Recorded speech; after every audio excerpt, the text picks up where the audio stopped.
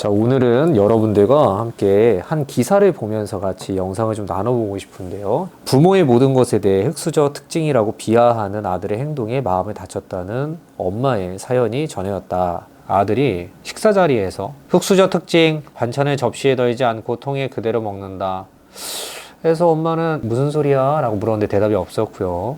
그래서 엄마가 민준아, 이제 휴가 기간이니까 우리 근처 해수욕장 한번 다녀올까? 라고 물어보자 아이는 흙수저 특징, 해외여행은 꿈도 못 꿈 이러면서 TV를 봤다고 해요. 이에 아버님이 나는 돈 없으니까 네가 벌어서 나도 해외여행 보내줘라 이렇게 말을 하니까 흙수저 특징, 부모가 자식 등골 빼먹으려고 함 말대꾸를 했다가 이제 크게 혼이 난 사건인 거죠. 그러니까 아들은 다시는 이런 발언을 하지 않겠다고 약속하면서도 자기 방에 들어가 있대.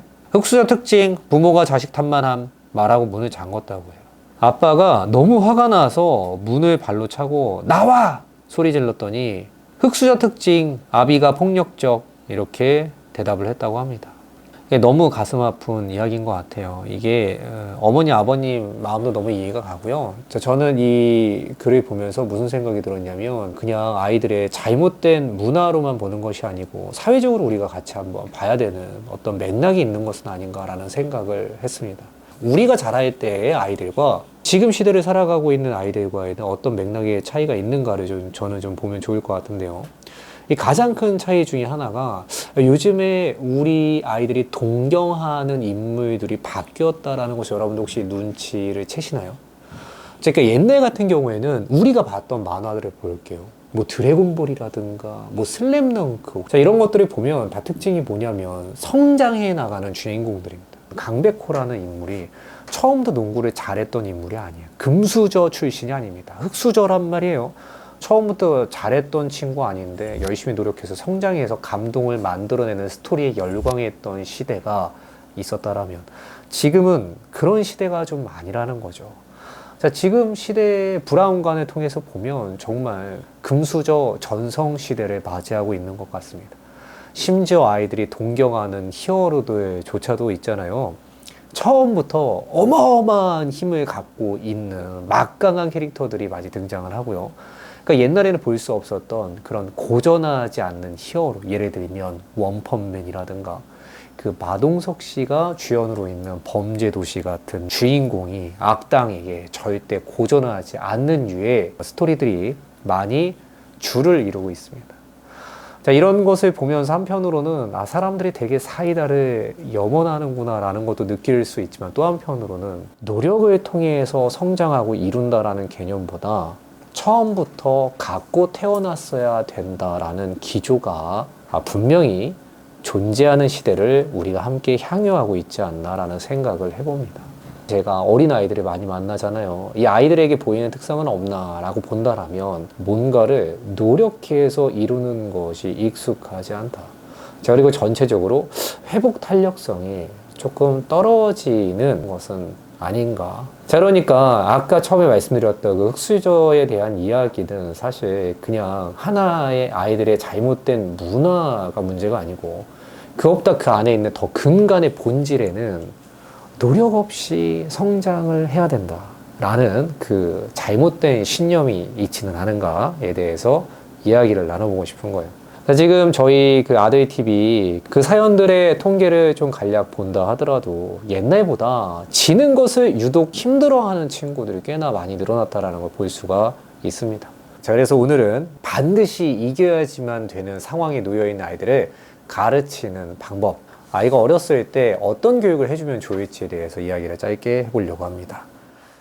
게임을 하면은 자기가 무조건 이기고 싶은데 이 친구가 이기면은 그걸 못 참고 이렇게 하거나 아니면 자기만의 규칙을 그냥 다 정해서 다음부터는 내가 더 이만큼 앞장서서 시작할 걸. 아래층에 사는 친구가 있는데 그 친구조차도 요즘 너무 힘들다고 너랑 놀기 싫다고. 자, 먼저 지는 것에 되게 예민하고 받아들이지 못하는 대표적인 아이가 있어서 같이 이 영상을 보면서 아이에게 회복 탄력성을 어떻게 가르쳐야 되는가에 대한 개념을 한번 잡아보도록 하겠습니다. 첫 번째로 중요한 것은 밖에서 생긴 문제를 갖고 아이를 코칭하려고 하면 되게 힘들잖아요. 그러니까 우리 아이가 친구들이랑 있을 때 생길 수 있을 만한 맥락을 만들어주는 것이 중요합니다. 뭐 예를 들면 보드게임 같은 걸 아이랑 하는 거예요. 혹은 승부가 날 만한 거. 아이가 받아들이기 어려운 것들을 회피하지 않고 먼저 같이 해보는 것이 좀 필요합니다. 자, 저는 아이랑 그림 그리기 게임을 하고 가위바위보를 하는 것으로 상황을 좀 만들어 보았어요. 자, 지금부터 싸워보자. 자, 가위바위보. 가위바위. 안 내면 진다. 가위바위. 다시 해야지. 손 들고. 가위바위보.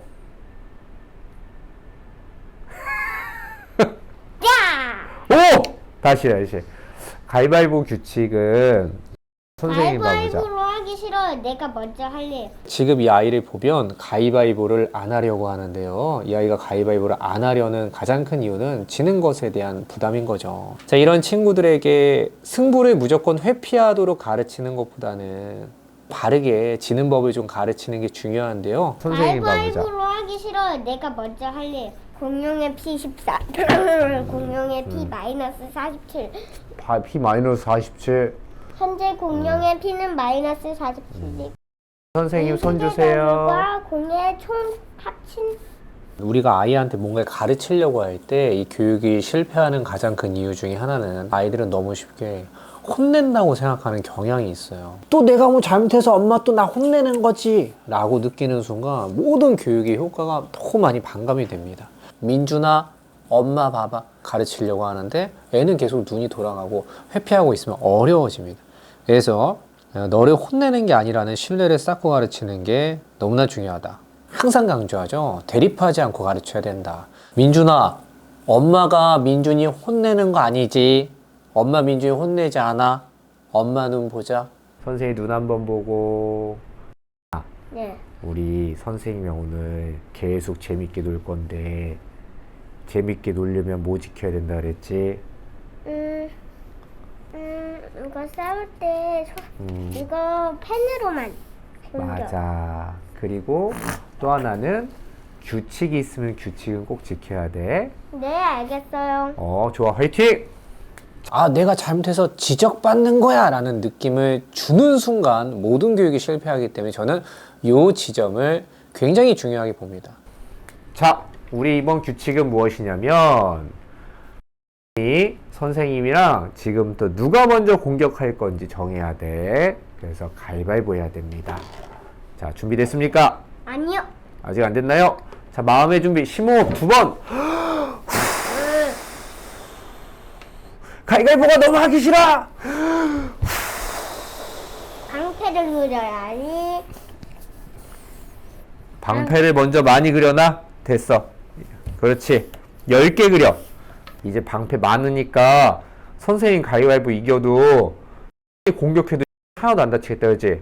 이제 가위바위보 할 수 있어? 네. 자, 가자. 가위바위보! 네가 이겼어, 화이팅! 자, 그럼 네가 먼저 옮겨! 이 단계까지 아이가 되었다라면은 다음으로는 아이한테 지는 것에 대한 개념을 좀 바꿔주는 것이 필요합니다. 지는 것을 과도하게 받아들이지 못하는 아이들은 지는 행위에 대해서 너무 큰 의미를 둔다라는 거죠. 패배. 선생님 패배하였습니다. 예. 이번 공격은 더 셌어. 엄청 셌어. 근데 선생님 눈 봐봐. 공격하면 선생님은 어떻게 하지? 뭐라고 해? 으악! 하지? 네. 자, 그럼 지금부터 어떻게 해야 돼? 선생님이 공격하면 뭐라고 해야 돼? 나는 의학하지 않을 거예요. 이거 방패가 이런 모양의 수 개나 있어서 나는 괜찮아요. 이 친구들에게 가르쳐줘야 되는 것 중에 하나는 지는 것이 생각보다 그렇게 나쁜 것이 아니야 라는 것을 빠르게 가르칠 필요가 있습니다. 자, 이것을 되게 당연한 단계처럼 재미나게 가르쳐주는 것이 생각보다 중요하고요. 스키로 비유를 하자면 여러분 스키를 탈 때 우리가 제일 먼저 뭘 배우죠? 바르게 넘어지는 것부터 배우지 않습니까? 저는 우리 아이들이 어린 나이부터 뭔가를 배울 때 제일 먼저 배워야 되는 것이 바르게 넘어지는 법, 실패하는 방법을 의도적으로 가정에서 많이 배우고 사회에 나오는 것이 정말 필요하다라고 생각합니다. 선생님만 당하고 한 번도 안 당해주면 선생님은 재미가 없어. 그래서 선생님이 공격하면 그 다음에 우리가 으악 해주면 선생님이 와 하고 고마워 할 거야. 알겠어? 마지막 힘을 짜내서 번개 공격.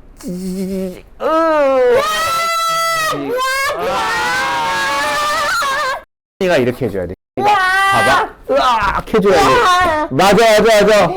화이팅! 이렇게 하는 거야. 이렇게. 알겠어? 이 세 번째 단계까지 되었다라면 그 마지막 단계는 반복의 단계입니다. 왜냐하면 여러분 이렇게 아들 TV 보고 한번 따라했다고 해서 으악 한번 상호작용 잘해줬다고 해서 그 아이가 변한 것이냐 그렇게 보기 어려워요. 아이들이 어떤 조절 능력을 획득하고 변해 나간다라는 것은 한 번 딱 배우고 끝나는 게 아니고 이 개념이 익숙해지고 편안할 때까지 조금 많은 반복이 필요하다라는 건데요.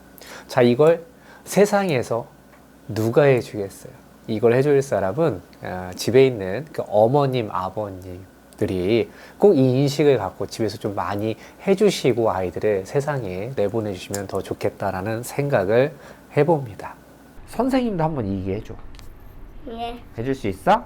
예. 진짜야? 예. 고마워. 자, 선생님이 야. 공격할 테니까 으악 하고 져줘. 방패. 자, 공격. 방패를 뜯어. 으악 져줘야지. 으악 넘어가야지. 이렇게. 야. 뒤로.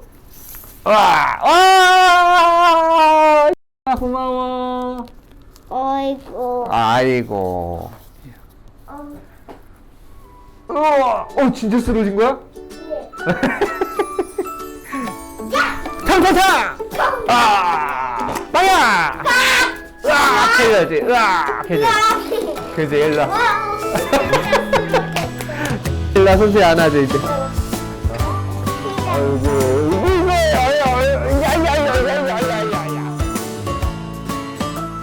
이번에 나도 이기게 해주면 안 돼 이렇게 말하면 일부러 막 그냥 빗나가게 던지고 막 이렇게 하더라고요. 몸 아파 그만 공격해줘.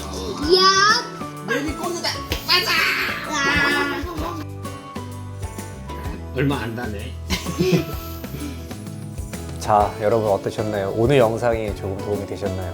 결국 회복 탄력성은 뭐예요? 넘어지더라도 잘 넘어지고 다시 일어나는 능력을 반드시 가르쳐야 한다, 이런 개념인데요. 이 영상을 보다 보니까 혹시 회복 탄력성이 부족한 내가 보이진 않았나요? 요즘 아까 어머님, 아버님들 보면 영상 본 대로 했는데요, 잘 안 돼요, 어떻게 해야 되나요? 라고 조금 지쳐 계신 목소리를 많이 들을 때도 있었는데요. 오늘 영상 보고 쫓아냈다고 해서 한 번에 잘 안 될 수 있어요. 그런데 중요한 것은 안 돼도 다시 한번 심기일전하고 다시 한번 도전해보는 그 마음이라는 것을 꼭 기억해 주시길 바라며, 내 아들이 내 말을 통해서만 배우는 것이 아니라 실패해도 굴하지 않고 한 번 더 도전하는 내 뒷모습을 보면서 자란다는 것을 기억해 주시길 바라며 오늘의 짧은 이야기 마치겠습니다. 회복 탄력성이 넘치는 2024년이 되시길 바랍니다. 여러분, 저는 다음에 또 뵙겠습니다. 안녕!